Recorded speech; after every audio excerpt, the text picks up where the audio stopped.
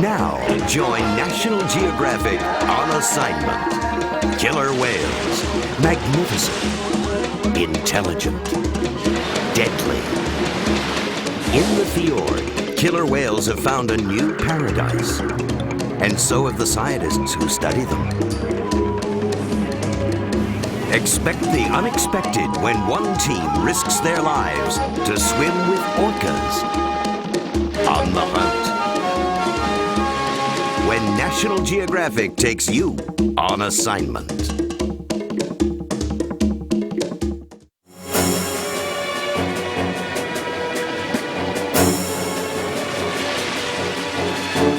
There are places where it's never safe to go back in the water. Where it's not even safe to go back on the beach.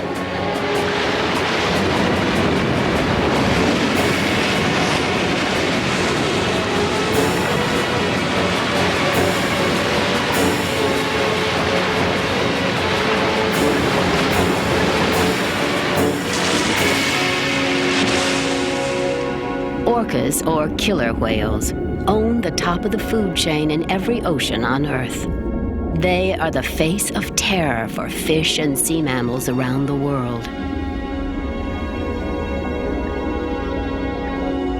But they also live in close family groups, care for their sick and injured, even communicate in a language of their own.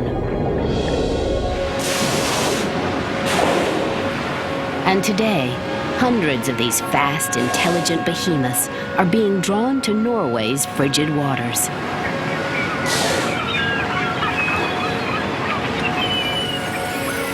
This is Tisfjord. But they're starting to call it Orca Paradise.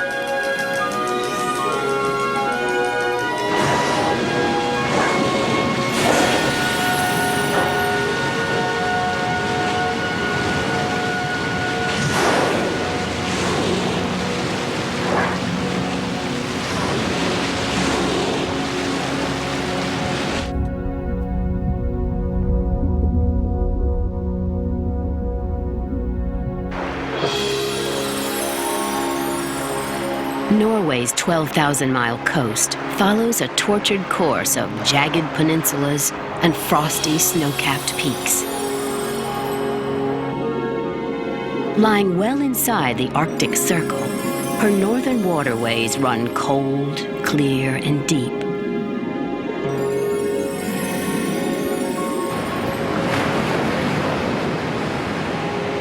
Killer whales have always patrolled these waters, but never in the numbers now seen.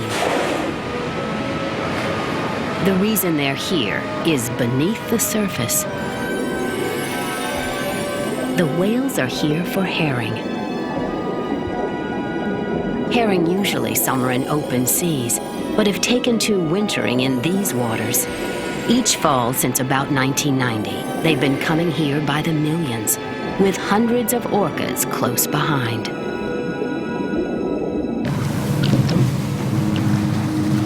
Scientists are hoping it happens again this year, but there are no guarantees.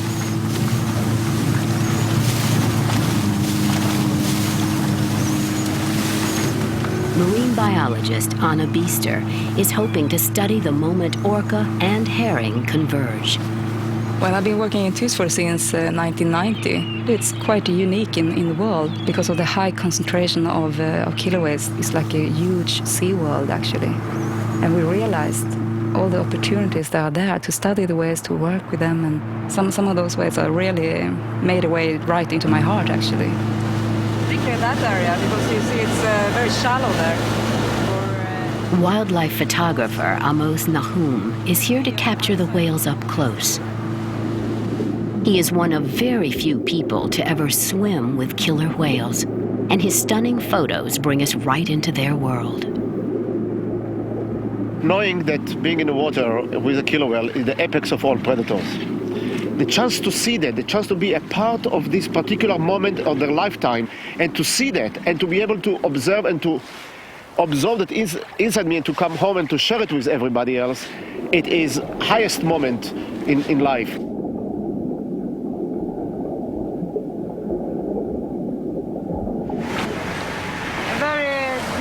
Cut. Anna wants to document the amazing way orcas hunt herring. She and colleague Dag von Graven have already identified 400 whales by the shapes of their dorsal fins and the gray saddles on their backs. But in this part of the world, interest in killer whales wasn't always scientific. With 3/4 of Norway uninhabited, her people long ago took to the sea. With so many earning a living from the ocean, Norwegians became famously skilled at fishing, sealing, and whaling.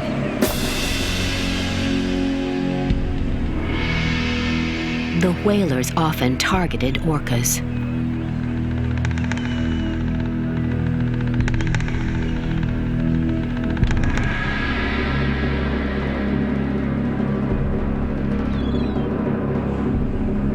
The slaughter went on for decades, and for years after the hunting of killer whales was outlawed, the orcas were still scarce in these waters.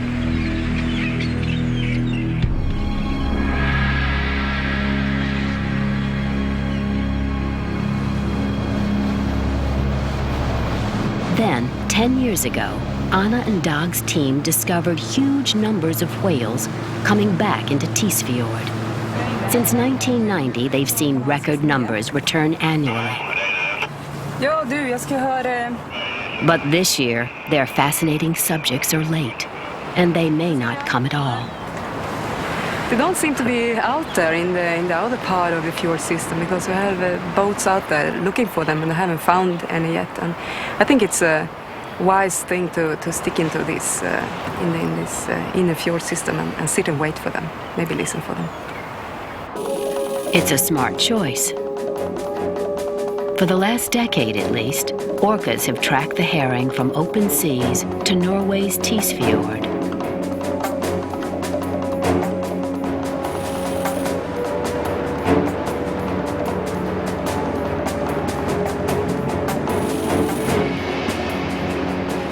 Surprisingly, the local fishermen actually lend a hand in the killer whale search. While hunting for herring, they often find whales. And though the fjords are wide and deep, the small fish are hard to miss. They move in huge schools, sometimes stretching 20 square miles.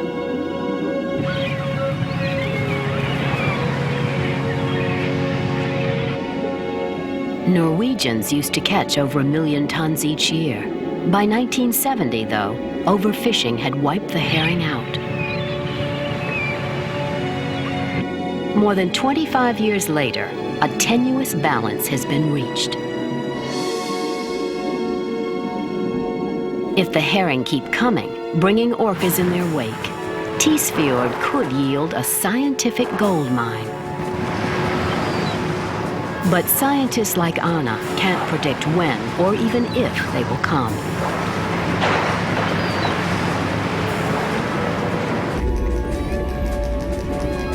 The whales may be on their way, but the timetable for their arrival is anyone's guess.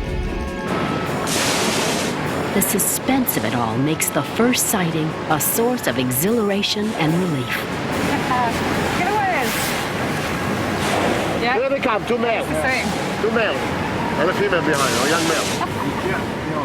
Sometimes it's too much emotions, actually it is, and it's an incredible joy to see that this whale has survived another year. It's good to see them.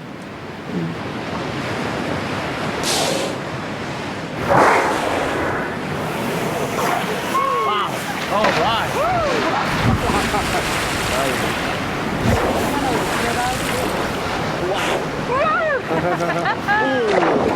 Gotcha, baby.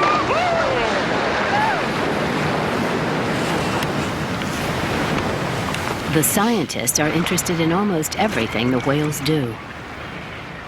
Sometimes they just do this spy hopping next to you and look at you, which is very strange. Sometimes they seem to look around for, I don't know, clouds of birds or other whales or boats or whatever. They're checking what's happening around them. Nej, det är för långt in, ja. They are also very approach the boat and just hang around and look at you and distract everything you try to do, every serious work you try to do, and it just, charming.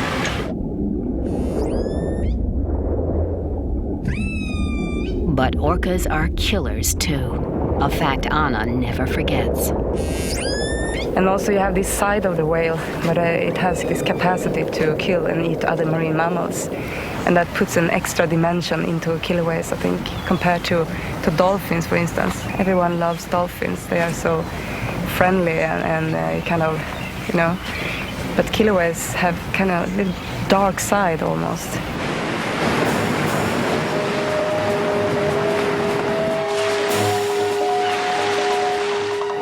The orca is fierce but elegant.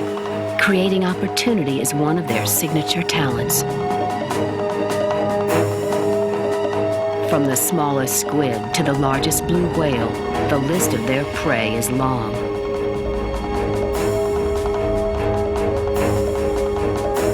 In the Antarctic, king penguins are always at risk. Especially the young and unsuspecting.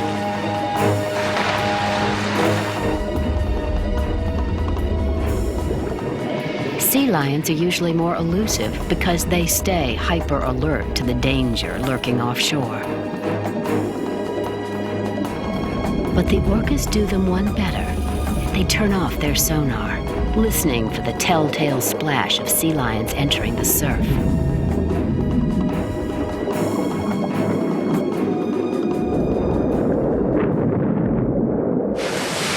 Other killer whales use a bolder approach. They work in teams.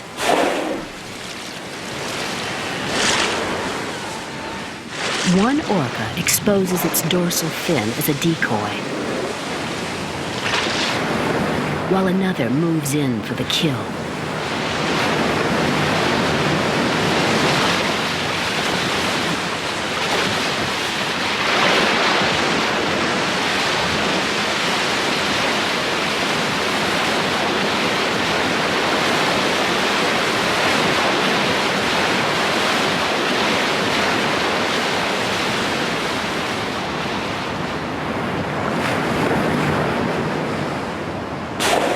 This frightening talent for cooperative hunting is of particular interest to scientists.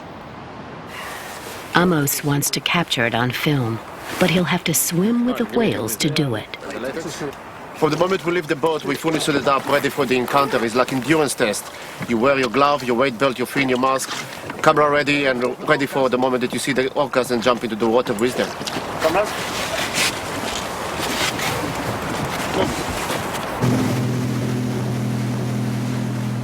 Though orcas have never been known to attack humans in the wild, captive orcas have drowned and injured trainers. But no matter where an encounter takes place, the option to kill is theirs. These wild animals, they haven't trained these animals. You cannot control them. There's always a part of danger because you don't know what is in the whale mind, what the whale sees when he sees you in the water. This is a wild animal that has a huge capacity to do whatever he wants with you. And it's all to the tolerance of this whale that he actually let you be there. Amos must bet heavily on their tolerance, but he has limits. From nowhere, a male showed up and about 15 feet away, opened his mouth and closed it. And then came closer, 10 feet away from me, opened his mouth again and showed me his pink tongue and white teeth. And I said, that's it. And I got out of the water.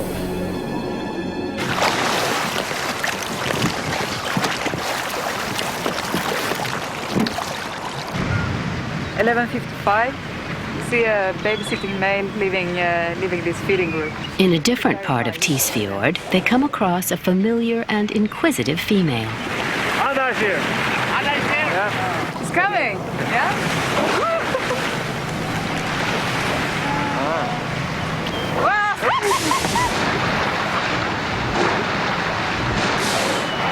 Yeah, they got. She approach the divers very closely, and she very often comes very close to the boats. She hangs around the propellers, and she's really interested, like a huge interest in people. But like Amos, the whale has limits too. 5 feet away. And this was like a comfort zone, because every time I went to about 30 feet and where she was, and she was actually standing on her tail up straight like that, facing the belly toward me, and I went down toward her. And when I start to go up and I tried to close the distance, she kept this distance all the time. But when I start to go up, because I did not have any more air, she would start to come closer and closer toward me. So it was the 5 feet, the comfort zone that she maintained with me in the water. He did close the distance enough to witness and photograph rare and intimate moments in the life of killer whales. Here, a calf nudges its mother, wanting to nurse. They are together for life. Other members of the group will share in its care, even into adulthood.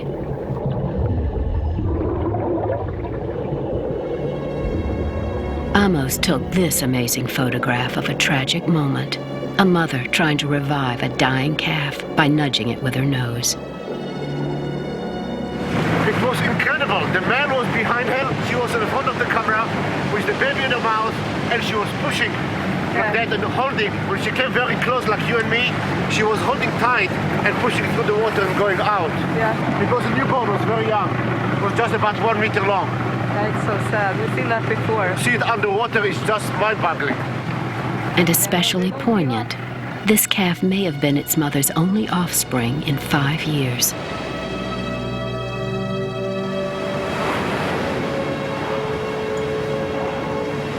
Tisfjord offers marine biologists a chance to observe orcas in the wild over prolonged periods of time, something it's nearly impossible to do at sea. Put so much on you right now. We'll test it and see what happens. In addition to Their proximity is such a temptation that a nervous Anna decides to join the whales in their world. It's not a decision she makes lightly. No one would come up with the idea to hang around in a tree and suddenly jump in front of a bear. And it seems that whales and dolphins and killer whales, I don't know, we have this trust or putting some extra capacity into these animals that they will not behave as animals. That they have some sort of extra bonding to people. But I think they are magnificent and beautiful, but they are animals, and one have to keep that in mind all the time. You know?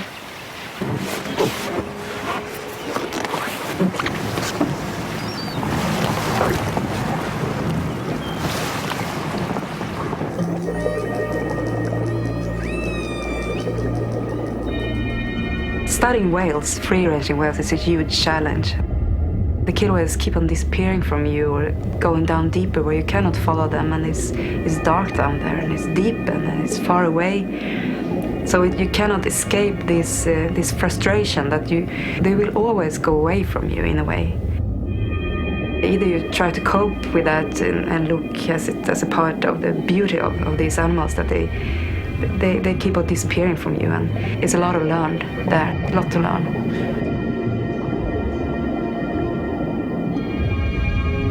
After years of studying them from the surface, diving with the whales gives Anna an entirely different perspective.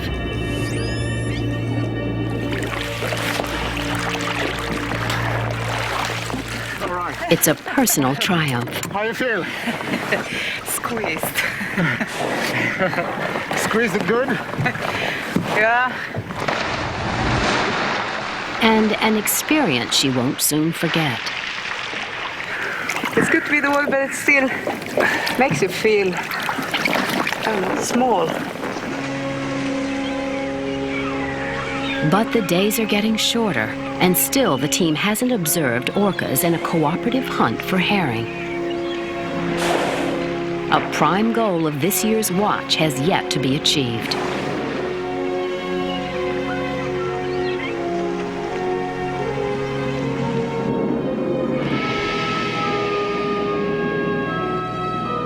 Then at last, herring seemed to fill the fjord, moving through the cold water in vast, shimmering waves.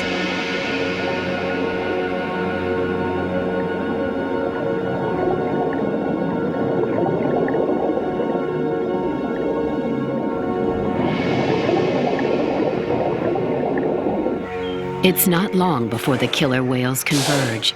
They hone in by using echolocation, identifying the herring by the shape and movement of the schools. The team moves into position, edging closer and closer to the whales before sending anyone into the water.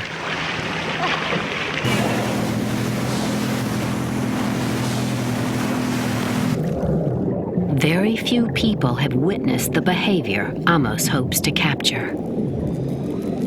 When the whales begin their cooperative hunt, he'll be in prime position to capture their techniques on film. An amazing spectacle begins right away. The orcas begin a coordinated underwater dance called carouseling. They herd the herring into tightly controlled balls, then use air bubbles to drive the fish toward the surface.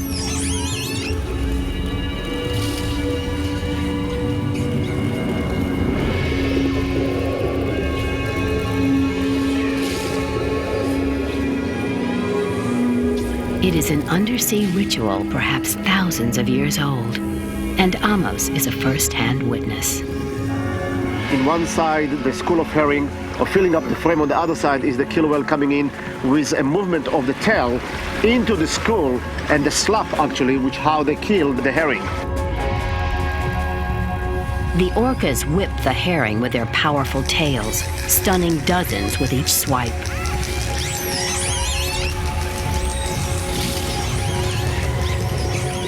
Killer whales are in constant, intense communication throughout these hunts.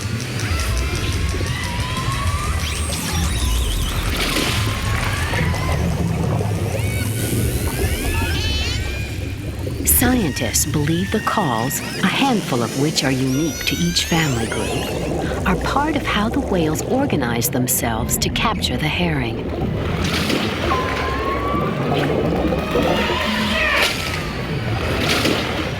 It is a very coordinated and controlled way of keeping the herring together. And the tail slaps. The herring gets stunned, and then the whales kind of sneak in and they eat the herring one by one. That was also amazing when we saw it the first time. You have this feeling that the killer whales go, yaps, yaps, and they just very neatly took the herring one by one and very slowly. It's beautiful. There may be some inadvertent psychology at work here as well. The flashing white undersides of the whales seem to frighten the herring into remaining in dense, vulnerable groups.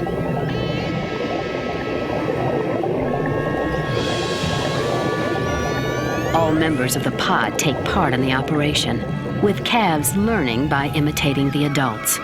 Some of the grown whales will eat as many as 400 herring a day.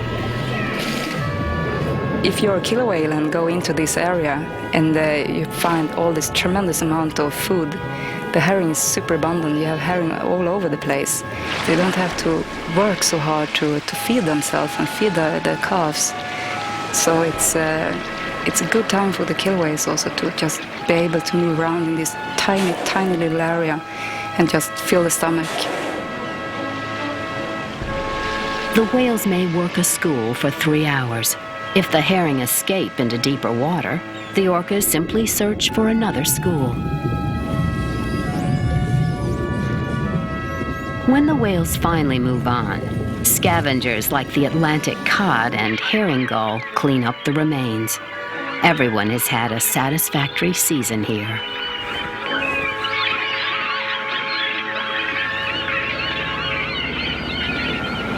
Scandinavia's time of darkness approaches. The whales will leave soon, following the herring south to their spawning grounds. Perhaps both will return to Tisfjord again next year. But in the meantime, all anyone can do is wait and wonder. I feel so pleased that they survived another year. I think we all realize that it will end someday. The herring will find another route. And all these tremendous opportunities to study the whales or just experience them will go away. And that is the end of the saga.